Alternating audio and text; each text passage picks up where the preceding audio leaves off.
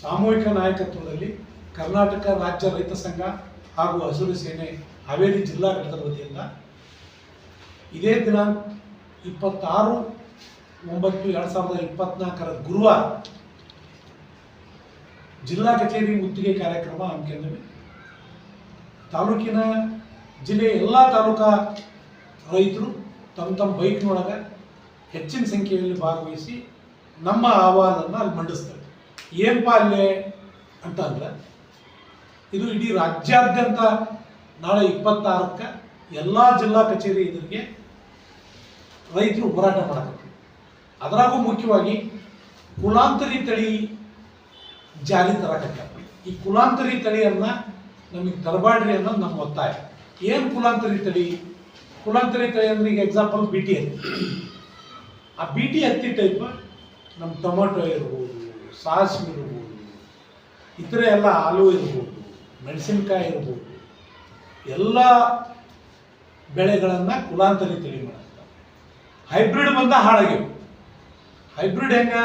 ನಮ್ದು ಬೀಜ ಇತ್ತು, ನಾವು ಬೆಳಿತಿದ್ವಿ ಮೊದಲು. ನಮ್ಮ ಮನೆಗೆ ಬೀಜ ಹಾಕಿ ನಾವು ಬೆಳಿತಿದ್ವಿ. ಹೈಬ್ರಿಡ್ ಬಂತು. ಇದು 8 ಚೀಲ 6 ಚೀಲ ಇಳುವರಿ ಬರ್ತೈತಿ. ಹೈಬ್ರಿಡ್ ಆದ್ರೆ 30-40 ಚೀಲ ಬರ್ತೈತಿ ಅಂತ ಹೈಬ್ರಿಡ್ ಬಂತು. ಸೊ ಹೈಬ್ರಿಡ್ ಹೆಂಗಾತು? ಒಂದು ಸಸ್ಯದಿಂದ ಇನ್ನೊಂದು ಸಸ್ಯದ ಜೀನ್ಸ್ ತೆಗೆದು ಅದಕ್ಕೆ ಇಂಜೆಕ್ಟ್ ಮಾಡಿ ಆ ಬೀಜ ತಯಾರು ಮಾಡಿದ್ರವ, ಅದು ಹೈಬ್ರಿಡ್ ತಳಿ. ಇದು ಹಂಗಲ್ಲ. ಕುಲಾಂತರಿ ತಳಿ ಅಂದ್ರೆ ಪ್ರಾಣಿ ಪಕ್ಷಿ ಜಲಚರಗಳೇನದವಲ್ಲ ಅದರ ಜೀನ್ಸ್ ತಗೊಂಡು ರೆಡಿ ಮಾಡ್ತಾರೆ. ಅದು ಈ ಹತ್ತಿ ಜೀನ್ಸ್ ತಗೊಂಡು ಹಾಕ್ತಾರೆ, ಅದು ಕೆಡಲ್ಲ. ಮೀನಿನ ಜೀನ್ಸ್ ಹಾಕ್ತಾರೆ, ಅದು ಹೊಳಿತೈತಿ ಪಡ ಪಡ ಪಡ ಪಡ ಪಡ. ಸೊ ಟೊಮೆಟೊ ಹಣ್ಣು 3 ತಿಂಗಳಾದರೂ ಕೆಡಂಗಿಲ್ಲ, ಹುಳ ತಿನ್ನಂಗಿಲ್ಲ, ಮಿಂಚದ್ ಬಂದಾಗಲ್ಲ. ಅದು ಚಲೋ ಅದ ಅಂತ ರೈತರಿಗೆ ಹೇಳ್ತಾರೆ. ಏನು ಚಲೋ? ಹುಳ ತಿನ್ನಲಿಲ್ಲದ ಮನುಷ್ಯ ತಿನ್ಬೇಕು. ನಾವು ಹುಳನ ದಕ್ಕಿಸ್ಕೊಳಕ್ಕಾಗಲ್ಲ, ಇನ್ನು ಮನುಷ್ಯ ತಿನ್ಬೇಕು. ಅಂದರೆ ಈ ಕುಲಾಂತರಿ ತಳಿ ಬರೋದ್ರಿಂದ ಇಡೀ ರಾಜ್ಯದಾಗ, ಇಡೀ ನಮ್ಮ ಭಾರತದ ಮೇಲೆ ಮಲ್ಟಿನ್ಯಾಷನಲ್ ಕಂಪ್ನಿಗಳು ತಮ್ಮ ಹಿಡುನ್ಯಾಗ ಬೀಜ ಸ್ವಾಯತ್ತತೆ ಉಳಿಸ್ಕೊಳ್ಳೋದ್ರ ಜೊತೆಗೆ ನಾವು ಯಾವಾಗಲೂ ಔಟ್ನಾಗ ಬೀಜ ತಗೋದು. ಅದು 3 ವರ್ಷ 4 ವರ್ಷ. ಅದೇ ಎಕ್ಸಾಂಪಲ್ BT ಹತ್ತಿ ಅಂದ್ರೆ ಮೊದಲು ಬಂದಾಗಲ್ಲ 18 ಕ್ವಿಂಟಲು 20 ಕ್ವಿಂಟಲು ಅಂದರು, ಈಗ 3 ಕ್ವಿಂಟಲಿಗೆ ಬಂತು. ಔಷಧ ಹೊಡೆಯಂಗಿಲ್ಲ ಅಂದರು, ಈಗ ಔಷಧ ಹೊಡ್ಲಿಕ್ಕೂ ಬರಲ್ಲ. ಸೇಮ ಇದು, ಇವೆಲ್ಲ ಬಂದ್ರೂ ಸೇಮ. ಅದು ಕುಲಾಂತರಿ ತಳಿನ. ಅದಕ್ಕೆ ಇದನ್ನು ಇಡೀ ನಮ್ಮ ದೇಶದಿಂದ ಎಲ್ಲ ರೈತರು ಸೇರಿ ತಿರಸ್ಕಾರ ಮಾಡಕತ್ತೀವಿ. ಯಾವ ಕಾರಣಕ್ಕೂ ನಮಗೆ ಬೇಡ ಅಂತೇಳಿ ಆ 26ಕ್ಕೆ ಆ ಒಂದು ವಿಷಯವನ್ನು ಇಡೀ ರಾಜ್ಯಾದ್ಯಂತ ಮಾಡಿದ್ರೆ ನಮ್ಮದೇ ಆದಂಥ ಭಾಳಷ್ಟು ಸಮಸ್ಯೆಗಳದು. ಹೋದ ವರ್ಷ ಬರಗಾಲ ಅಂತ ಅನೌನ್ಸ್ ಮಾಡಿದ್ರು, ಯಾರಿಗೆ ಪರಿಹಾರ ಕೊಡಲಿಲ್ಲ. NDRF ನಾರ್ಮ್ಸ್ ಪ್ರಕಾರ ಹೆಕ್ಟ್ರಿಗೆ 8,500 2 ಹೆಕ್ಟರ್ ಮಟ್ಟ ಕೊಟ್ಟಾರ. ಅದು ಸ್ವಲ್ಪ ಮಂದಿ ಕೊಟ್ಟರು, ಸ್ವಲ್ಪ ಮಂದಿ ಕೊಡಲಿಲ್ಲ. ಅದು ಜಾಯಿಂಟ್ ಅಕೌಂಟ್ ಇದ್ದಂಥ ಯಾರ ರೈತರಿಗೂ ಬರಲಿಲ್ಲ, ಸಿಂಗಲ್ ಓನರ್ ಇದ್ದವರಿಗೆ ಬಂದೈತಿ. NDRF ಕೊಟ್ಟರು, SDRF ಯಾವುದೇ ₹1 ಕೊಟ್ಟಿಲ್ಲ, ಯಾವುದೇ ₹1 ಹಣ ಕೊಟ್ಟಿಲ್ಲ SDRF ನಾರ್ಮ್ಸ್ ಪ್ರಕಾರ. ಸೊ SDRF ಕೊಡಲಿ ಅಂತ ನಮ್ಮದು ಒತ್ತಾಯ. ಇದು ಪರಿಹಾರದಾಗ, ಅದು ಬರಗಾಲ ಪರಿಹಾರ. ಈ ಸಲ ಅತಿವೃಷ್ಟಿ ಆಯಿತು, ಇಲ್ಲಿ ವರದಾ ನದಿ ದೊಡ್ಡದಾಗ ಮತ್ತು ಭಾಳಷ್ಟು ರೈತರು ತಮ್ಮ ಜಮೀನಾಗ ನೀರು ನಿಂತ್ಕೊಂಡು ಹಾಳಾಗಿ ಕೆಟ್ಟವು. ಶೇಂಗಾ ಅಲ್ಲೇ ದಿವಾಳಿ ತೆಗೀತಿ ಮಳೆ ಇಟ್ಕೊಂಡಾಗ. ಹಂಗೆ ಭಾಳಷ್ಟು ಹಾಳಾಗ್ಯವಲ್ಲ. ಅವ್ರಿಗೆ ಯಾರಿಗೂ ಪರಿಹಾರ ಇನ್ನೂ ಮಟ್ಟ ಅನೌನ್ಸ್ ಮಾಡಿಲ್ಲ.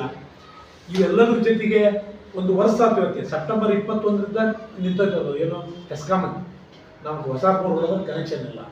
ಆ ಕನೆಕ್ಷನ್ ಕೊಡ್ರಿ ಅನ್ನೋ ವಿಚಾರ ಇಟ್ಕೊಂಡು, ಆಮೇಲೆ ನಮ್ಮ ಹಾನಗಲ್ ಮತ್ತು ಹಿರೇಕೆರೂರು ಭಾಗದಾಗ ಅಡಿಕೆ ಬೆಳೆಬೇಕು ತುಂಬಿದವ್ರಿಗೆ ಇನ್ನೂ ಅಡಿಕೆ ಬಂದಿಲ್ಲ, ಇಲ್ಲಿನೂ ಇಲ್ಲ. ಎಲ್ಲಿ ತುಂಬ್ಯಾರ ಅಡಿಕೆಗೆ, ತೋಟಗಾರಿಕೆ ಬೆಳೆಗೆ ಅಡಿಕೆ ಮಾವು ಇನ್ನೂ ಬಂದಿಲ್ಲ. ಒಂದಿಷ್ಟು ಶೊಂಠಿಗೆ ಅಷ್ಟ ಮೊನ್ನೆ ರಿಲೀಸ್ ಮಾಡ್ರ, ಅದನ್ನು ಬಿಟ್ರೆ ಇನ್ನು ಯಾವೂ ಬಂದಿಲ್ಲ. ನಮ್ಮಲ್ಲಿ ಈಗ ಏನು ಶೇಂಗಾ ಐತಿ, ಗೋವಿನ ಜೋಳ ಐತಿ, ಸೋಯಾಬೀನ್ ಐತಿ, ಇವಕ್ಕೆಲ್ಲವಕ್ಕೂ ಖರೀದಿ ಕೇಂದ್ರ ಪ್ರಾರಂಭ ಮಾಡಿ ಏನು ಅವ್ರು ಬೆಂಬಲ ಬೆಲೆ ಘೋಷಣೆ ಮಾಡಿದ್ರೆ ಅದಕ್ಕೆ ಪ್ರಾರಂಭ ಮಾಡಲಿ ಅನ್ನೋ ಒತ್ತಾಯ ಸಹಿತ ಇಟ್ಕೊಂಡ್ವಿ. ಮತ್ತು ಈಗ 2-3 ವರ್ಷದಿಂದ ಅತಿವೃಷ್ಟಿ ಬರಗಾಲದ ಜೊತೆ ಈ ವರ್ಷವೂ ಅತಿವೃಷ್ಟಿಯಾಗಿ ನಮ್ಮ ಯಾರ ಹತ್ರನೂ ದುಡ್ಡಿಲ್ಲಂಗಾಗೈತಿ. ಇಂಥದ್ರಾಗ ಕೃಷಿ ಸಾಲವನ್ನು ದಬ್ಬಾಳಿಕೆಯಿಂದ ವಸೂಲಿ ಮಾಡಬೇಕಾಗ್ತದೆ. ರೈತರ ಇಂಟ್ರೆಸ್ಟ್ ಪಟ್ಟು ತುಂಬಲಿ, ದಬ್ಬಾಳಿಕೆಯಿಂದ ವಸೂಲಿ ಮಾಡೋದನ್ನು ಕೈ ಬಿಡಬೇಕು. ಯಾಕಂದ್ರೆ ಆತ್ಮಹತ್ಯೆಗಳು ಹೆಚ್ಚಾಗತ್ತೆ. ಆತ್ಮಹತ್ಯೆ ಹೆಚ್ಚಾಗತ್ತೆ ಅಂದ್ರೆ ಅದಕ್ಕೆ ಕಾರಣ ಹುಡುಕ್ಬೇಕ ಹೊರತು ಹೆಚ್ಚಾದ್ರೆ ಪರಿಹಾರ ಕೊಡಿಸೋದು ಅವಶ್ಯಕತೆ ಇಲ್ಲ. ಸತ್ ಮೇಲೆ ಪರಿಹಾರ ತಗೊಂಡು ಮಾಡೋದು, ಸಾಯ್ದಂಗೆ ನಾವು ಬದುಕಬೇಕು ಅನ್ನಂಗೆ ನೋಡ್ಕೋಬೇಕಾಗಿದ್ದು ಸರ್ಕಾರದ ಕರ್ತವ್ಯ. ಅದನ್ನ ಬಿಟ್ಟು ಸತ್ ಮೇಲೆ ಪರಿಹಾರ ನಾವು ಯಾರೂ ಅಪೇಕ್ಷೆ ಪಡೋರಲ್ಲ, ನಮ್ಗೆ ಅದರ ಅವಶ್ಯಕತೆ ಇಲ್ಲ. ಸೊ ಇವೆಲ್ಲವನ್ನು ಇಟ್ಟುಕೊಂಡು ನಾಳೆ 26ನೇ ತಾರೀಕಿಗೆ ಬೃಹತ್ ಬೈಕ್ ರ್ಯಾಲಿಯನ್ನು ಇಟ್ಕೊಂಡ್ವಿ. ಸವಣೂರಿದ್ದನೂ ಹೆಚ್ಚಿನ ಸಂಖ್ಯೆಯಲ್ಲಿ ಭಾಗವಹಿಸಿ ಎಲ್ಲ ರೈತರಿಗೆ ನ್ಯಾಯ ಕೊಡಿಸುವ ಕೆಲಸವನ್ನ ನಾವು ಮಾಡಬೇಕು ಅಂತ ಈ ಮೂಲಕ ವಿನಂತಿ ಮಾಡಿ. ಬೆಳೆ ವಿಮೆಯಲ್ಲಿ ದೊಡ್ಡ ಮೋಸ ಆಗೈತಿ.